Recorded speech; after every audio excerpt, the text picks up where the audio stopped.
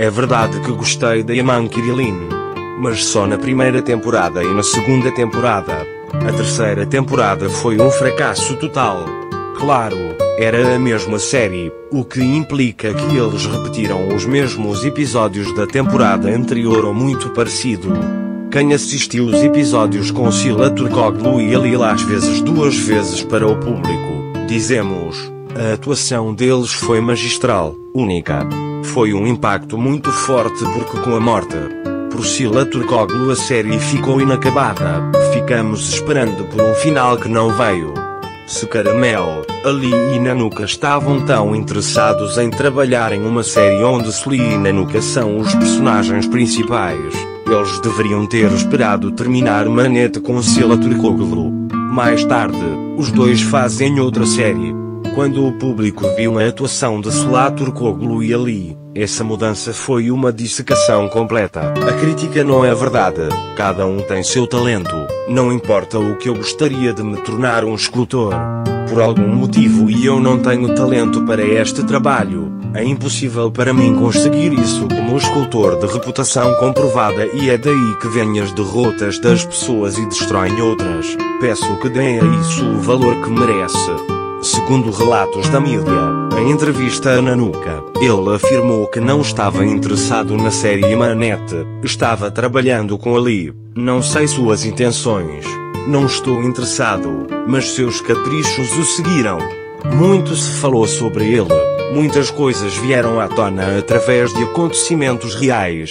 De certa forma, não só Sila Turkoglu foi afetada por esta situação, eu diria Ali, porque depois disso vimos a derrota dela em muitos aspectos, que não precisam ser mencionados, mas a imagem de Ali também foi prejudicada.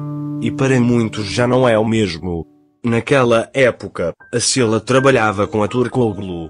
Foi difícil para Sila Turkoglu, uma jovem que não tinha experiência de como o mundo realmente funciona, mas graças ao seu caráter, educação e apoio familiar, conseguiu se destacar e revelar o verdadeiro caráter que tinha escondido dentro dele e conseguiu o que muitos outros não conseguiram ao longo dos anos. Hoje ele é um ator mundialmente famoso, com grande prestígio e fama mundial. Mesmo tendo ficado longe de Ali por um tempo, ele saiu vencedor. Foi uma experiência de vida para Ali, mas eventualmente ela percebeu a verdade e foi embora. Ali é um jogador muito bom e uma boa pessoa, espero que ele volte, com maior sucesso, na vida profissional, ele merece, não o culpamos pelo que aconteceu, sem ele deveria ser mais seletivo e saber o que o trabalho e o chão. Entendo que você tenha gostado do desempenho da Yaman Kirilin nas duas primeiras temporadas, mas acha que a terceira temporada foi decepcionante.